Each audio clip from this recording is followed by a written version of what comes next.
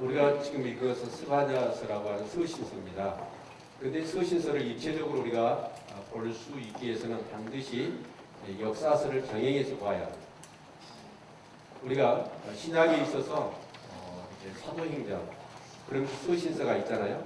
그런데 사도행전과 서신서를 통해서 제대로 된 하나님의 말씀을 정말 이렇게 입체적으로 우리가 경험하기 위해서는 그 사도행전 1차, 2차, 3차, 4차 전도행 가운데서 여러분 고린도 교회가 세워지고 로마 교회가 빌립보, 에베소 교회가 세워졌잖아요. 그렇죠? 그래서 그 사도행전에 같이 그 상황에 이 서신서를 끼워서 같이 읽을 수 있어야 성경을 제대로 읽을 수가 있습니다. 마찬가지입니다. 이 서신서를 따로 띄워서 서신서만 읽으면 도덕적인 어떤 또 이 종교적인 어떤 그런 경륜에 불과해요. 그런데 이 역사서하고 같이 이 서신서를 같이 읽을 수 있다면 여러분 이 성경은 뭐냐? 단지 경전이 아니에요. 성경은 뭐냐면 역사입니다. 역사 가운데 하나님의 말씀들이 어떻게 이루어졌는가라는 것을 그 역사를 통해서 분명하게 보게 되어지는 거예요. 아멘? 그래서 우리 이제 스바냐서를 읽을 때, 자, 1절을 읽어보면, 자, 아몬의 아들 유다왕 요시야 시대에 일어난 일이구나. 이거를 또 우리가 본다면 빨리 역사서를 요시야 시대를 찾아야 돼요. 그럼 이 요시야 시대, 그럼 요시야 시대는 뭐예요? 이 남쪽 유다왕의 16대 왕입니다. 그리고 20대 왕도 유다가 멸망을 당하는데, 그러면 역대하 정도 있겠구나. 감이 딱 나오죠? 그러죠? 아니면 찾아도 되고. 자, 그러면 그것을 찾기 위해서는 어디를 찾아보냐면 역대하 34장을 보아야 돼요. 그럼 우리 역대하 34장을 같이 보겠습니다. 역대하 34장. 자, 1절을 읽어보시면, 자, 찾으셨죠? 가능하면 그 파워포인트를 좀 띄워줄 수는 없나요? 자, 같이 보도록 하지요. 역대하 34장 1절 같이 읽습니다. 시작. 요시야가 이에 나아갈 때 나이 80이라 예루살렘에서 31년을 지기하며, 그러니까 요시야가 이에 나갈 때는 말은 요시야가 왕이 될 때, 그때는 나이가 요시야가 8살.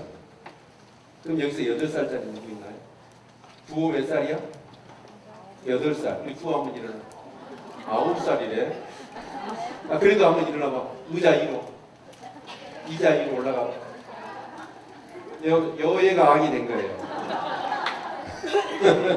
네, 됐습니다. 자, 그럼 8살짜리가 왕이 됐네, 유대 왕이. 그럼 우리가 역사를 살펴보면 8살짜리가 왕이 될 때는 분명히 그 아버지 때문에 문제가 일어난 거예요. 그렇죠? 그러면 오늘 성경을 좀 더 위로 찾아봐요. 그러면 33장 21절에 보면, 자, 21절을 보면 아몬이 그 이에 나갈 때, 아몬은 요시야의 아버지라고 그랬죠?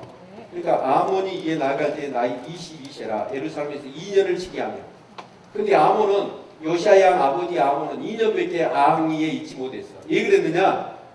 그 아버지 므낫세가, 그러니까 요시야한테는 할아버지가 되겠죠. 므낫세 왕이 55년간 앙권을 잡고 완전히 독재 정치의 폭군이었어요.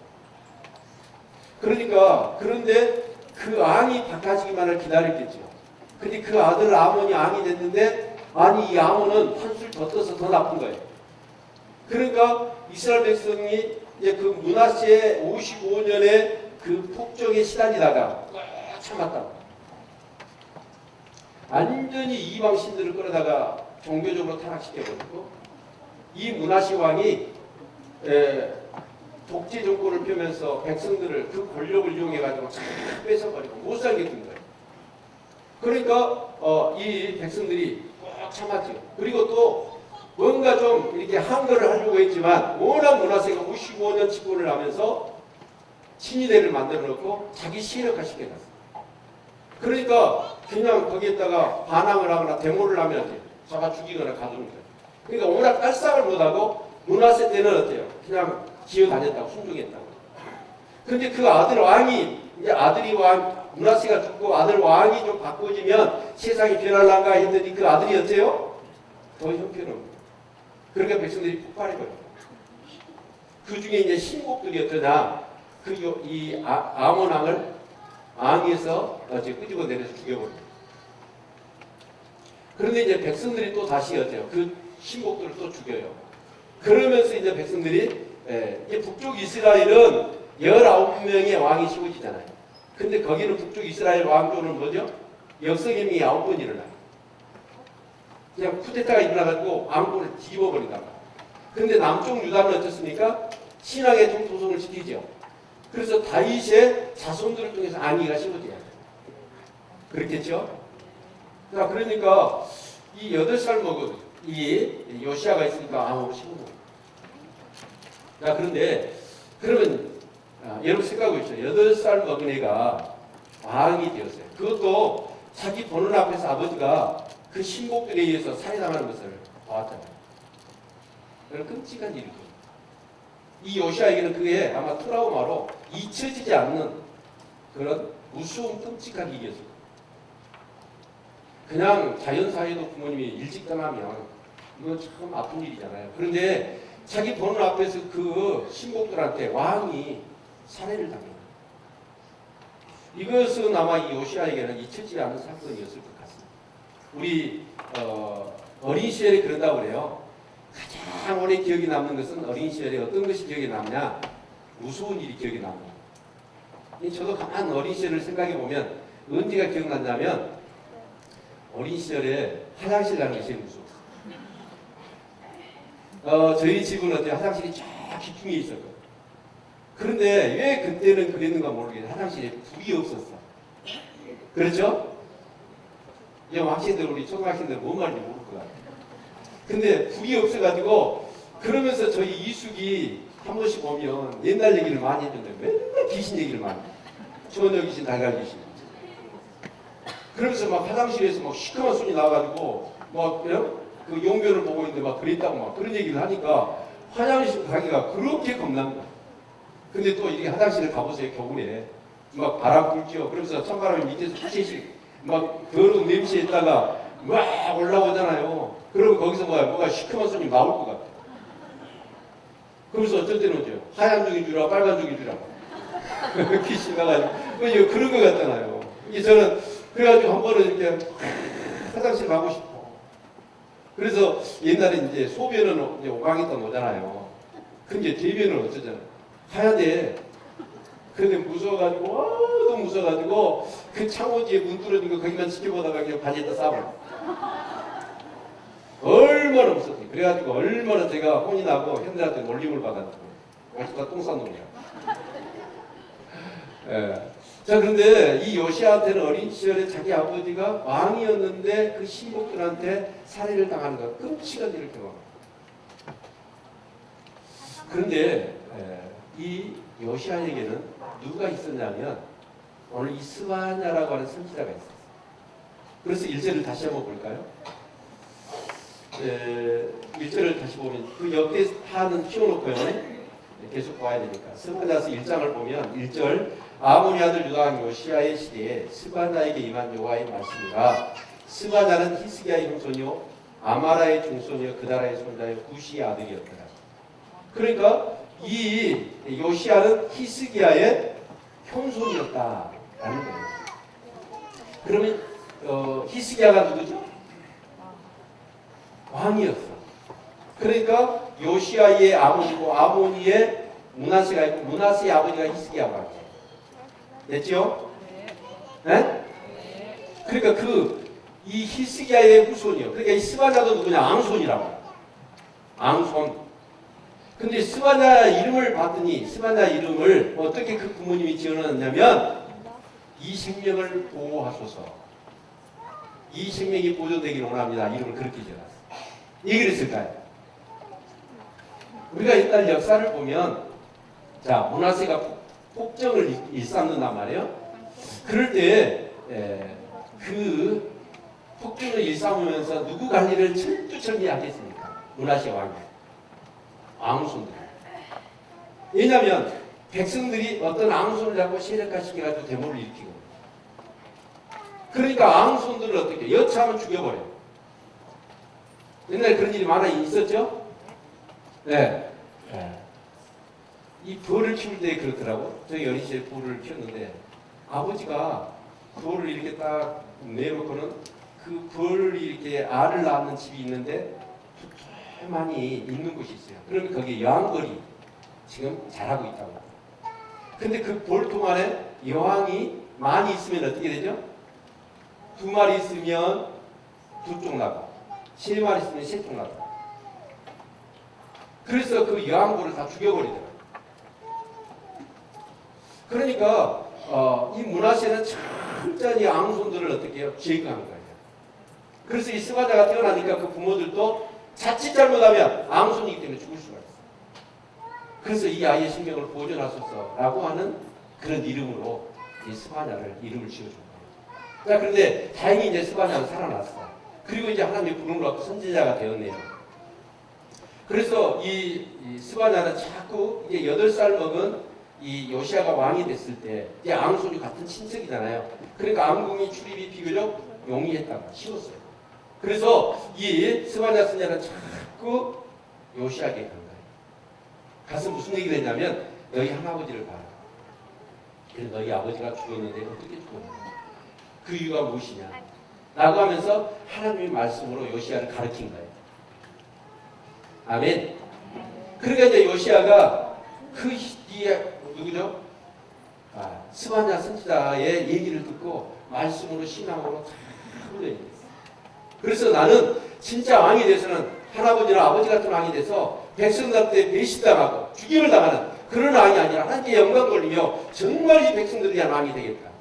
이런 마음을 가진 거예요. 됐죠? 그래서 역대하고 다시 넘어옵니다. 역대 말씀을 보면 3절을 보겠습니다. 34장 3절.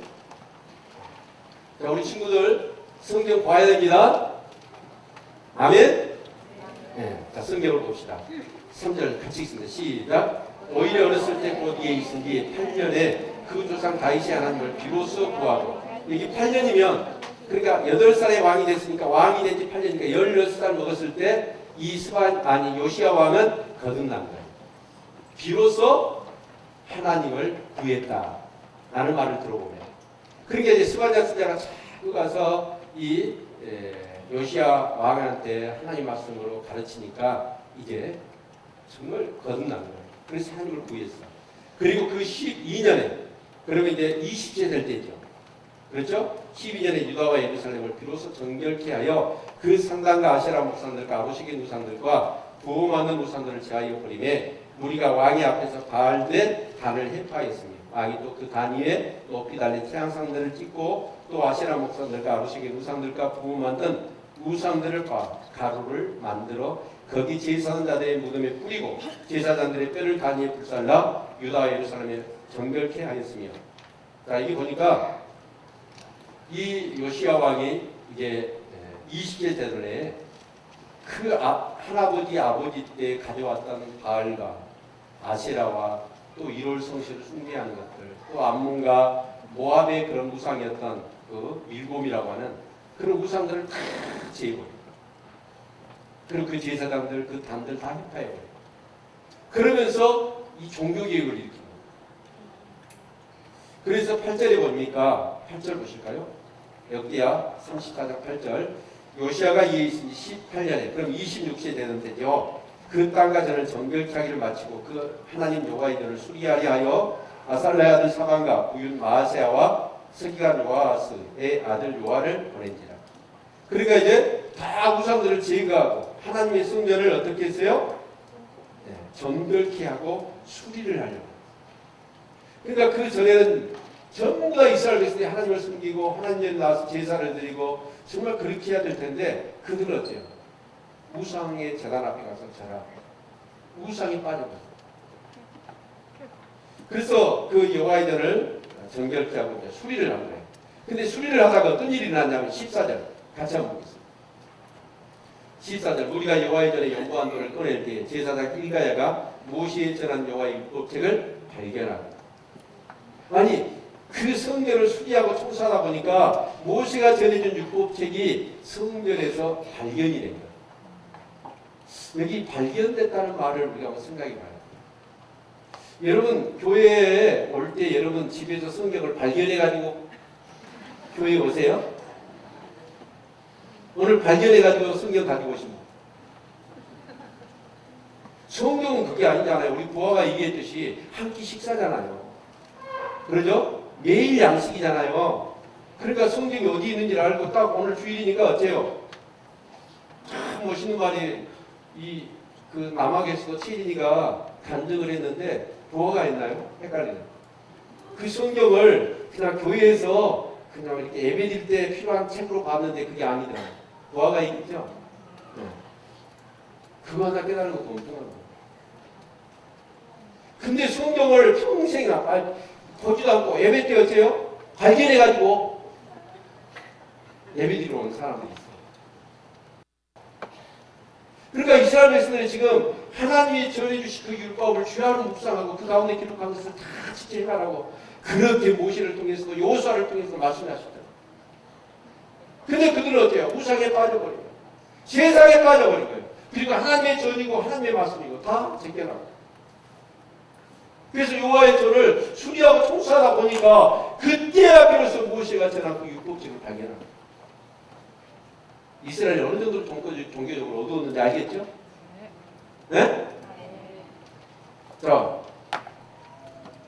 그래서 21절을 보면 요시야 왕이 어떤 명령을 내리자면 너희는 가서 나와 및 이스라엘과 유다의 남은 자를 위하여 이 발견한 책의 말씀에 대하여 여호와께 물으라. 우리 열조가 여호와의 말씀을 지키지 아니하고 이 책에 기록된 모든 것을 준행치 아니하였으므로 여호와께서 우리에게 쏟으신 진노가 크도다. 그때는 이스라엘이 망해 있어요.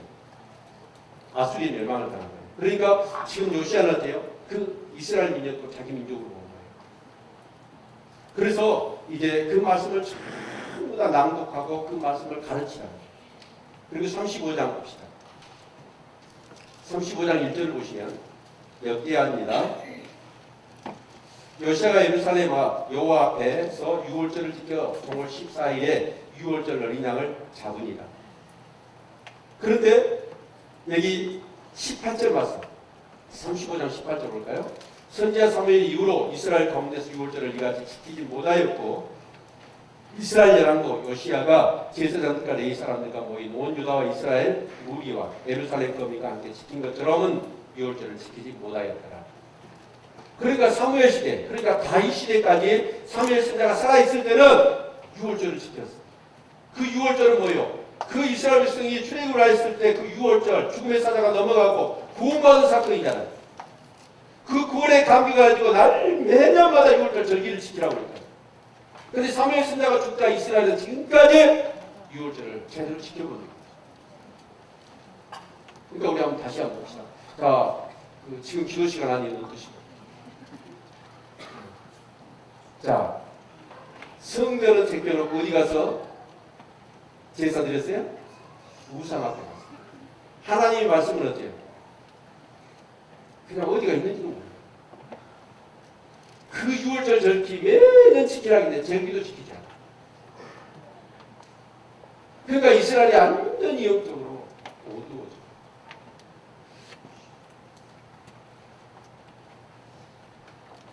그런데 그런 상황 속에서 하나님은 어떻게 하시죠? 이 요시아 왕을 세워요. 그리고 요시아에게는 누구를 붙여주시냐면 바로 스바냐 선지자를 붙여주고 또 한 사람을 붙여주십니다. 그 사람이 누구냐면 자, 우리 35장 25절 같이 한번 읽겠습니다. 한 목소리로 35장 25절 같이 읽죠. 시작. 에레미야는 저를 위하여 예가를 지었으며 노래하는 남자와 여자는 요시아를 슬피 노래하니 이스라엘의 그레가데 오늘날까지 되었으며 그 가사는 애가 중에 기록되었더라. 그러니까 에레미야 선지자가 에레미야서를 기록했잖아요. 근데 그 밑에 3장으로 되어 있는 에레미야 예가가 딱 붙어 있죠. 그 에레미야 예가를 에레미야가 지어서 노래를 부른 거예요. 그런데 그것이 무엇 때문이냐면 바로 이 요시아 왕이 죽은 거예요. 그것을 슬퍼하면서 에레미야가 노래를 지어 부른 게 에레미야 예가. 그러면 요시아 왕이 왜 죽었냐? 요시아는 별로 흠이 없는 사람. 이스라엘 그 유다의 왕들 중에서 뭐 다윗도 그랬잖아요. 흠이 있었죠. 히스기야도 흠이 있고. 근데 요시아는 흠이 없어. 있다면 한 가지가 있어. 그게 뭐냐? 빨리 죽은 거예요. 왜 죽었냐면 그 당시에 중동의 패권을 세 나라가 잡고 있었어요. 애국, 그 다음에 아수르. 그런데 저기 북쪽에서 이 북동쪽에서 어느 나라가 강력하게 일어나고 있냐면 신은 바벨론이에요. 바벨론이 일어나고 있어요. 그러니까 이 바벨론이 무서운 속도로 그냥 주변 나라들을 침략해가지고 다 그냥 자기 바벨론화 시켜버려요. 그러니까 이제 이 아수르란 나라가 잔뜩 긴장했어요. 긴장해가지고 애굽 왕한테 뭐라고 그랬냐면, 야, 저 바벨론 제거하지 않으면 저놈들한테 우리 먹힌다. 그러니까 우리가 서로 힘을 합쳐서 동맹을 맺어가지고 저 바벨론을 대적하자 그런 거예요. 그러니까 아수르 왕도 그렇게 하자 동맹을 맺은 거예요. 자, 그런데 이 바벨론의 이 나보콜라살이라고 하는 그 왕이 군대를 이끌고 아수르를 치고 왔어. 아수르를 치고 오니까 이제 아수르 왕이 그냥 당해낼 수가 없으니까 애굽한테 SOS를 쳤어. 그러니까 애굽의 바로누고 왕이 군대를 이끌고 이제 이 아수르 갈기메스를 향해서 가는 거예요.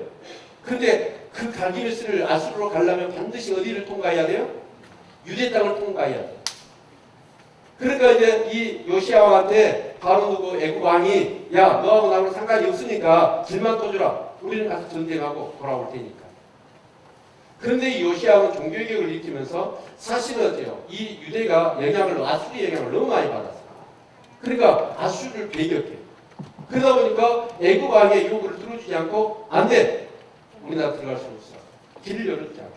그래서 이 무기토라는 곳에서 애굽 바로누고의 군대와 요시야 왕의 유대 군대가 싸운 거예요. 전쟁이 일어났어요. 근데 그 전쟁에서 할 수 없는 자의 할을 지금 내가 성경 읽은 얘기를 그대로 하는 거예요. 어디 다른 책 보고 하는 게 아니고. 그래서 그냥 이순신 장군이 그냥 예병이 쓴 유탄에 맞아가지고 죽었듯이 그냥 화살을 쏘는데 그 화살이 그냥 요시야에 맞아가지고 죽어버렸어요. 그것을 인하여 너무 마음이 아팠죠. 그래서 에레미야 예가를 지었다. 그 얘기를 하는 거예요. 그러니까 지금 무슨 얘기를 하냐면 요시야한테는 누가 있었다? 영적인 선지자 2명, 스바냐 선지자하고 에레미야 선지자가 있었다 그 말이에요. 그러니까 스바냐 선지자하고 에레미야 선지자가 계속 너희 할아버지 너희 아버지 때를 봐라. 그러면서 왜 그들이 비참하고 백성들한테 그렇게 죽임을 당했느냐라고 하면서 너는 절대로 그래서는 안 된다. 라고 하니까 이 요시야 왕이 영적으로 어찌요? 그 스바냐와 예레미야 선지자의 그런 어떤 영적 교육을 통해서 나라를 종교교육을 일으키고 영적 다시 회복을 일으킵니다. 아멘. 그러니까 여러분 사람을 잘 만나셔야 돼요. 우리 옆 사람 사람 잘 만나셔야 여러분 우리 학생들 친구들을 잘 만나야 돼요. 옛날 농팽이들 그런 애들 만나면 농팽이 되는 거예요. 근데 이렇게 하나님 말씀으로 내 어떤 정말 어렸을 때 그 아버지가 죽은 트라우마도 있네. 그것도 치유가 되고 그러면서 나라를 왕으로서 영광을 하나님 앞에 돌리게 하여 멋지게 종교개혁을 하고 그러면서 이스라엘을 다시 영적으로 부흥시키잖아요. 아멘. 자, 그런데 이 스바냐서의 핵심은 뭐냐? 사실 이 스바냐서 다시 스바냐서 1장으로 돌아볼까요? 제가 설교를 지금까지 한 20분 한 것 같은데 20분 했는데 지금 1장 설교한 거예요. 1장 설교하는 거예요. 1장이 아니라 1절. 그러면서 이제 2절부터 보니까 여호와께서 가라사대 내가 지면에서 모든 것을 진멸하리라. 내가 사람과 짐승을 진멸하고 공중의 새와 바다의 고기와 거치게 하는 것과 악인들을 아울러 진멸할 것이라. 내가 사람을 지면에서 멸절하리라. 나 여호와의 말이냐. 그러니까 이제 스바냐서의 메시지의 핵심 뭐냐? 여호와의 날. 하나님의 앞으로 임할 큰 심판에 대한 얘기예요. 아멘. 그럼 그 심판이 뭐였느냐? 바벨론에 의해서 남쪽 유다가 멸망당하는 겁니다. 아멘. 그게 여호와의 날이에요. 자, 그러면 이스라엘 백성들이 바벨론의 포로로 끌려가면 어떻게 될까요? 그래서 아모스서 8장 8절에 아모스 선지자가 그 얘기를 합니다. 양식이 없어 기근이 아니요 물이 없어 기갈이 아니라 여호와의 말씀을 먹지 못한 기갈이라고 있잖아요. 그 영적 기근의 때가 언제 오냐면 바로 그들이 바벨론에 있어 남쪽 유다가 멸망을 당하고 그들이 다 포로로 끌려갈 때 그때 기근과 기갈의 때라는 거예요. 그것을 위하여 너희들이 준비하라 그 말입니다. 아멘. 하나님의 말씀을 보고 싶어도 보지 못해요. 뭔가 하나님에 대한 신앙을 회복하고 싶은데도 바벨론 포로로 끌려가서 할 수가 없는 거예요. 그래서 하나님께서는 어떻게 하느냐? 요시야를 통하여 뭐 합니까? 이스라엘 백성을 준비시켜요. 그런데 BC 587년에 바벨론의 느부갓네살왕이 이 유대인을 함락시켜버려요. 근데 유대의 마지막 왕이 시드기야 왕이죠. 근데 시드기야 왕이 어떻게 합니까? 바벨론, 그러니까 에레미야 선지자를 통해서 하나님이 말씀하셔요. 이 나라는 멸망할 것입니다. 바벨론이 포로가 될 것입니다. 70년 만에 돌아올 것입니다. 그러니까 전쟁하지 말고 순수하게 하나님의 뜻을 받으십시오 그래요. 근데 시드기야 왕이 어떻게 합니까? 바벨론의 배신을 때려. 그리고 애굽하고 친해져. 그러니까 느부갓네살이 군대를 이끌고 와가지고 여러분 어떻게 하냐면 전쟁을 해도 그렇게 전쟁을 할 수 없어요. 보복성의 전쟁을 하는 거예요. 그래서 그 여호와의 날 심판이 임하는데 그 바벨론이 그 예루살렘, 이스라엘, 유대 땅을 어떻게 해요? 완전히 항구지로 초토화시켜요. 어느 정도로 그 우스개 바벨론이 그 유대를 항구지로 만들어버리냐면 그 대부분의 사람이 거기 다 죽습니다. 그리고 이스라엘에 좀 쓸만한 인재들, 다니엘이나 에스겔이나 다니엘 친구 같은 그런 애들은 어때요? 포로로 잡아가요. 그리고 눈치가 빠른 사람 미리 어때요? 애국으로 도망가고. 그래가지고 그 유대 땅이 뭐예요? 아무것도 살지 못하고 오직 들짐승만 있는 황무한 땅이 되어집니다. 그것을 어디서 얘기하냐면 7절에서 얘기합니다. 7절 같이 볼까요? 같이 스가랴서 1장입니다. 1장 7절 같이 읽죠. 시작. 주 여호와 앞에 잠잠할지어다. 이는 여호와의 날이 가까웠으므로 여호와가 희생을 준비하고 그 청할 자를 구별하였음이니라. 여기 모든 사람이 여호와의 날이 가까웠다. 그리고 여호와가 희생을 준비해요. 희생을 준비. 그 희생이 뭡니까? 에스겔서를 보면 그게 잔치예요. 그리고 그 청할 자가 뭐냐? 그 잔치의 청할 자를 하나님께서 이미 구별해 놨다. 그럼 우리가 에스겔서를 보면 돼요. 에스겔서 39장을 볼까요? 에스겔서 39장.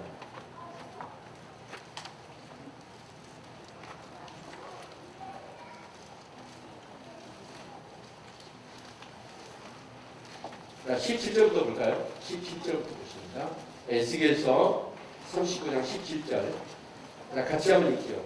시작. 너 인자야, 나 주 여호와가 말하노라. 너는 각종 새아들이 각종 짐승에게 이르기를 너희는 모여오라. 내가 너희를 위한 잔치 곧 이스라엘 사기에 위한 큰 잔치로 너희는 사방에서 모여서 고기를 먹으며 피를 마실지어다.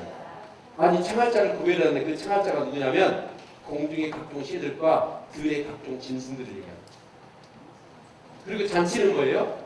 바벨론이 완전히 그 유대 땅을 멸절시키니까 군사들이나 여러분 백성들이나 시체가 즐비하고 그러니까 여러분 까마귀나 독수리나 매나 아니면 하이에나나 뭐 그런 짐승들 다 들어가요. 죽은 시체들을 다 뜯어 먹으라고 피를 마시라고. 엊그제가 6.25였죠? 네? 그 6.25 영상을 보셨나요? 전쟁은요 잔혹해요. 남녀노소 가릴 것이 정말 보지 않아야 될 정말 그런 상황들을 너무 많이 봅니다. 근데 이 바벨론이 그 시디기야 왕이 바벨론의 배신을 때리니까 그냥 보복성의 전쟁을 해서 완전히 그냥 유대를 초토화시켜버려요. 그러니까 어마어마한 사람이 그 죽임을 당합니다.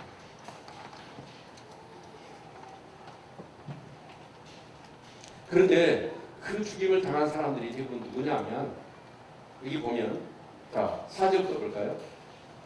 내가 유다와 예루살렘 모든 거민의 손을 떼서 바알에 있는 것을 그것이 멸절하며 그 말이 뭐냐 바알의 제사장들을 호칭하는 겁니다.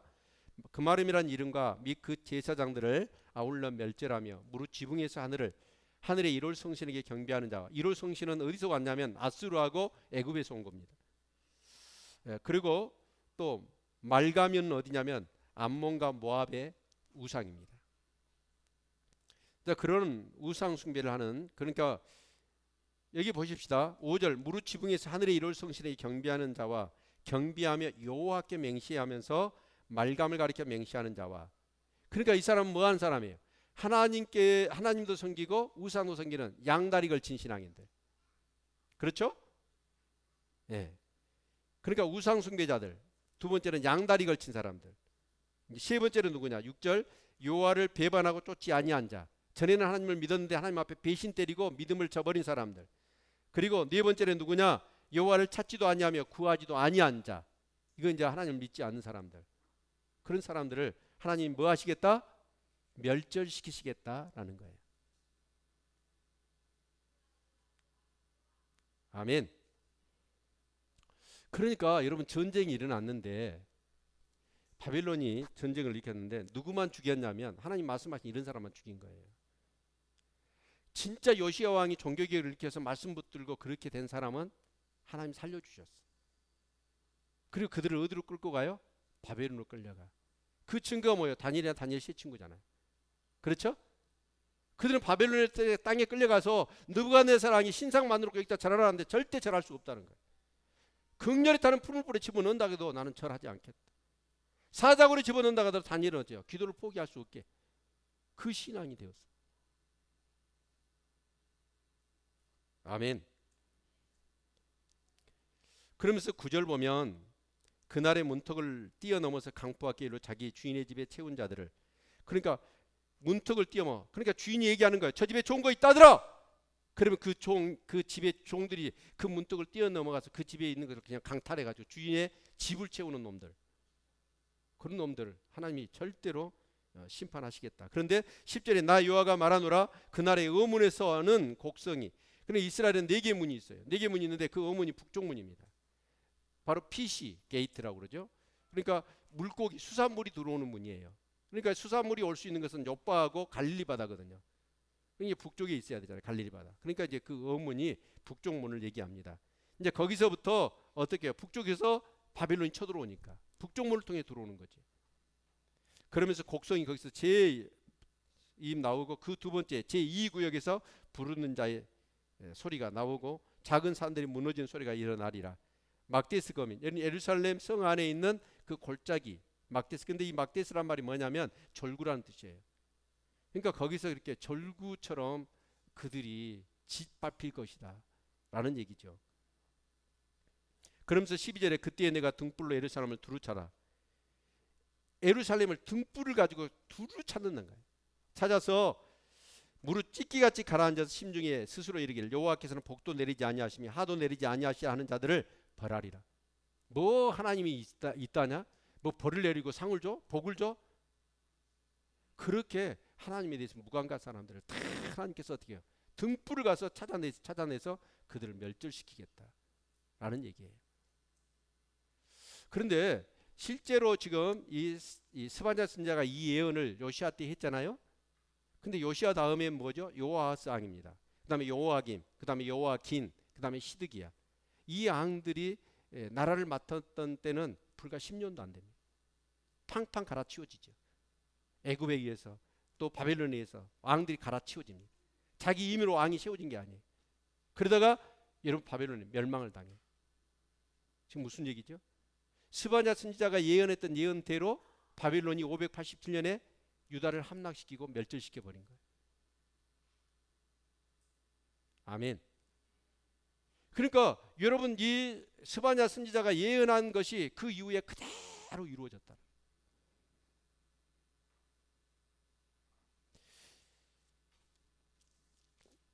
여러분 정말 하나님의 말씀을 말씀으로 믿으십니까? 하나님의 말씀은 반드시 한 말씀도 땅에 떨어지지 않고 그대로 실현됩니다. 아멘. 그렇다고 한다면 저와 여러분에게 여호와의 날이 있습니다. 주님의 날이 있죠. 그날이 뭐예요? 주님이 재림하신 날이 있어요. 그날은 이 온 우주를 심판하실 것입니다. 참 어제 뉴스를 봤더니 이제 브렉시트라고 해서 이 영국이 EU에서 그냥 분리하자라고 해서 투표해가지고 그게 통과가 됐잖아요. 그뒤 뒤에서 바로 나오는 뉴스를 봤더니 우리가 뭔 짓을 한 것이요? 그거 후회한다고 그래. 왜냐하면 환율로 인하여 그 뭐죠? 파운드화가 너무나 가치가 떨어지고 이제 경제적으로 어려울 것 같으니까. 그런데 그 설문조사를 해봤더니 뭐 때문에 투표를 한지도 모르고 했대요. 그런 사람이 너무 많대. 진짜 어리석지요. 근데 진짜로 그래요. 우리가 주님이 재림하십니다. 그리고 이 땅을 심판하실 겁니다. 아멘. 이 세상은 절대로 낙관적이지 않아요. 지금 보십시오. 영국도 왜 갈라서려고 그러죠? 유럽하고? 우선 우리부터 살고 보자는 거예요. 미국도 트럼프란 사람, 그런 미치광이 같은 사람을 지지하는 이유가 뭐죠? 우리 미국부터 살고 보자는 거예요. 일본도 그렇습니다. 이 동아시아의 평화는 중요하지 않아요.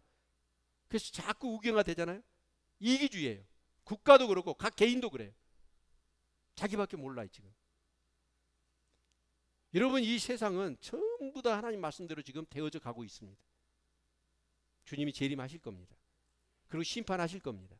그 약속을 성경에서 말씀하고 있지요. 그것은 반드시 이루어질 겁니다. 그러나 우주적인 그 심판 여호와의 날이 있기도 하지만 우리 각자 개인적인 그 날이 있어요. 그 날이 무슨 날이에요? 에? 우리가 죽는 날. 여러분 죽는 날 알아요? 몰라요? 전에 그 버스에 안내양이 있었습니다. 시외버스도 그렇고, 자 고속버스도 안내양이 있었습니다. 근데 한 목사님이 이제 목포에서 부산을 가려고 고속버스를 탔네요. 그런데 그때는 이제 시간이 오래 걸리죠. 막 길도 잘 안 돼 있고, 그래서 한 7시간 걸리는데 부산까지. 그런데 이제 너무 심심하고, 그러니 목사님이 또 차를 타면서 오늘 한 영혼을 저한테 붙여주시면 내가 전도하겠습니다. 그래서 기도를 하고 갔다. 이 버스를 탔는데 별로 사람이 많지는 않았어. 그래서 가장 만만한 사람이 보니까 안내양이야. 그래서 안내양 앞에 옆에 간 거예요. 그래서 좀 얘기 좀 하자고 그랬더니 안내양도 참 마음씨가 착해요. 그래서 얘기를 쭉 해서 이제 예수를 전했더니 아니 관심을 갖고 막 그 예수님에 대한 얘기를 막 듣는 거예요.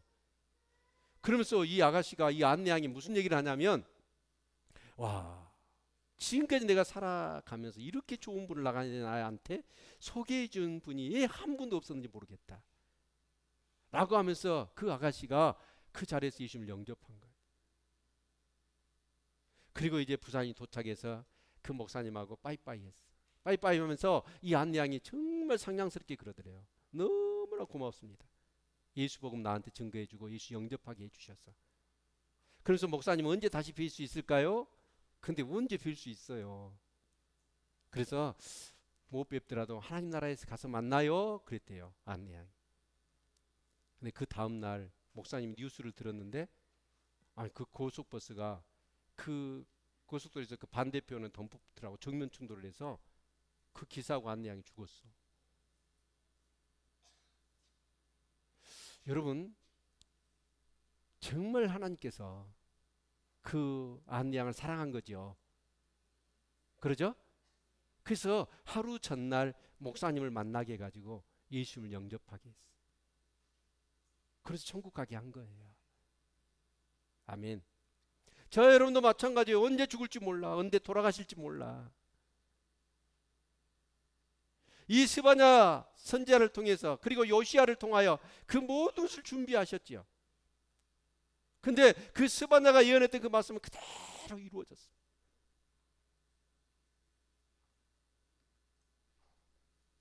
정말 하나님의 심판이 있다는 것을 안다면 우리가 이따위로 살 수 있습니까? 여러분, 우리 옛날에 그랬죠. 교통순경이 있어요. 있는데 차를 몰고 가다 신호위반 아주 태연하게 콧노래 부르면서, 모르면 모를까 교통상이 있는 것을 알면서 이런 신호위반 할 수 있어요, 없어요? 몰라요. 나는 돈밖에 없습니다. 뭐 그런 사람이야. 뭐 그 범칙금 요즘 올랐죠. 얼마죠? 신호위반이? 전에는 7만 원, 지금은 진짜 범칙금처럼 아까운 거 없더라. 생돈이잖아요 그거. 그런데 경찰이 빤히 보고 있는데 앞에서 신호위반해요? 할 수가 없죠. 막대한 재정적인 손실이 있잖아. 기분도 나쁘고. 여러분, 그런데 진짜 심판이 있고 마지막 때가 있다는 사실을 분명하게 안다면 우리가 죄 지을 수 있나요? 겁대가리들이 없는 거지. 아니면 믿음이 없든지.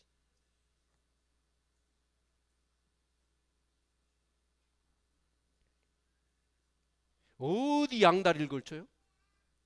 그 존귀하시고 지존하신 하나님을 섬기면서 어떻게 하나님 앞에 맹세해놓고 경배해놓고 우상 앞에 가서 또 맹세를 하냐고.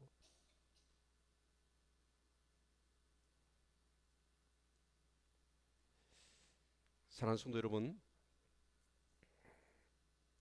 하나님 말씀은 그대로 이루어집니다. 날마다 말씀 붙들고 말씀의 인도하심을 받고 살아갈 수 있기를 축원합니다. 그 요시야 왕이 그 스바냐나 에레미야 선지자를 통해서 계속해서 말씀을 듣고 그렇게 해서 어째 그 나라를 회복시켰어요. 그리고 그 새로운 역사를 준비시켰습니다. 그리고 스바냐가 예언한 대로 그 모든 것이 이루어진 것입니다.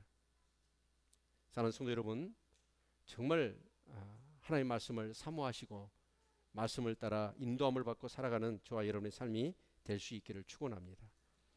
반드시 하나님 심판하실 것입니다. 우리를 구속을 위하여 십자가에 못 박혀 죽으시기로 오셨던 그 주님이 부활 승천하셔서 다시 오실 때 그때는 이 땅을 심판하실 겁니다. 또한 그런 우주적인 종말이 있는가 하면, 그 여호와의 날이 있는가 하면 우리 각자 개인의 종말이 있습니다. 여러분, 그때 정말 지옥 가면 안 되죠. 여러분, 천국 갈 수 있기를 축원합니다. 아멘. 네. 하나님이 있기나 있는 거냐 라는 식으로 여러분 또 필요하니까 어쩔 수 없이 하나님은 믿지만 여전히 내 마음대로 살아가는 사람들, 그런 자들에 대해서 양다리 걸친 신앙인들, 그들도 하나님이 심판하시겠다 라고 말씀하고 계십니다.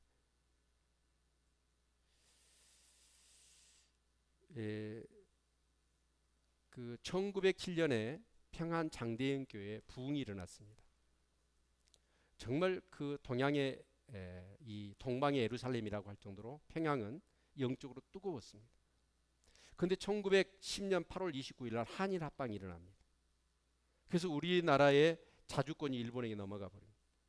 일본은 어떻게 하든지 자기 속국 만들려고 우리 언어도 못 쓰게 하고 창씨 개명하게 하고 그러면서 신사 참배하게 하고 하나님 믿는 사람을, 목사들을 많이 죽였습니다. 그리고 6.25가 터졌지요. 그래서 이제 우리나라는 어때요? 남북으로 갈라졌습니다. 그리고 그 북쪽 땅, 그 평양에 부흥이 있었던 북쪽 땅에 김일성, 김정일, 김정인 이 세 동무가 공산주의, 독재 정권을 펴면서 하나님 믿는 사람을 다 잡아 죽였습니다. 근데 몇 해 전에 북한 축구 선수가 우리나라하고 축구 시합을 하면서 한 선수에게, 크리스찬 선수에게 고백을 하더랍니다.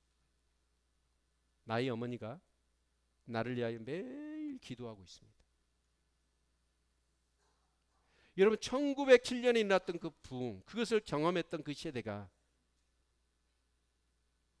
여러분 일제시대를 지나고 북한의 공산주의의 치하 안에서 신앙을 지켰다는 거예요.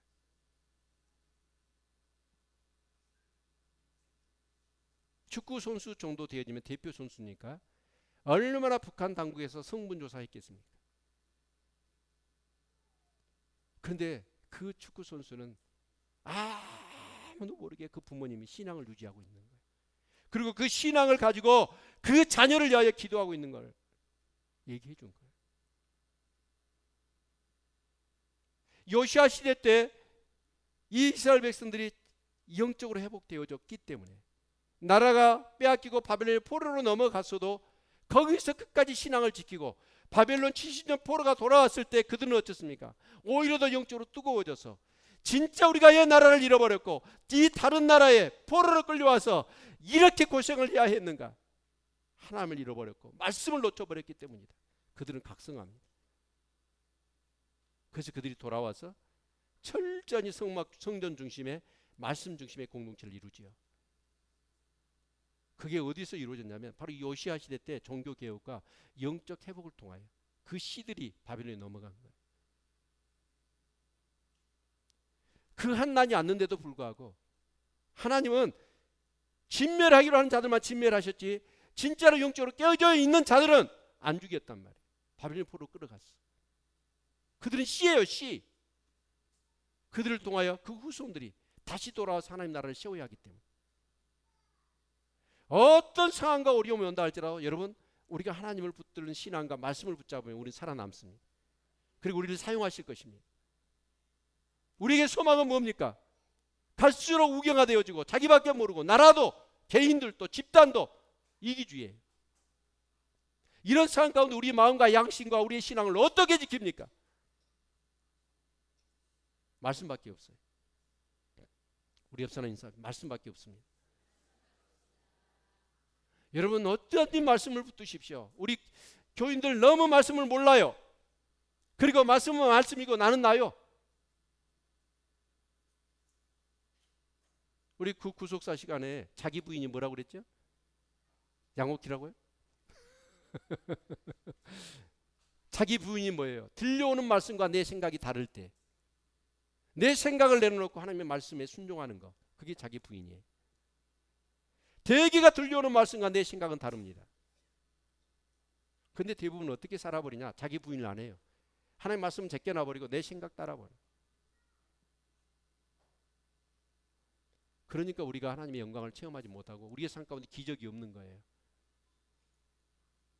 여러분 말씀밖에 없습니다. 승리하시기를 바랍니다. 우리 기도합시다.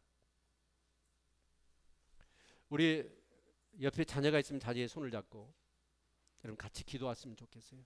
하나님 말씀밖에 없습니다. 이 시대를 거스르며 정말 우리가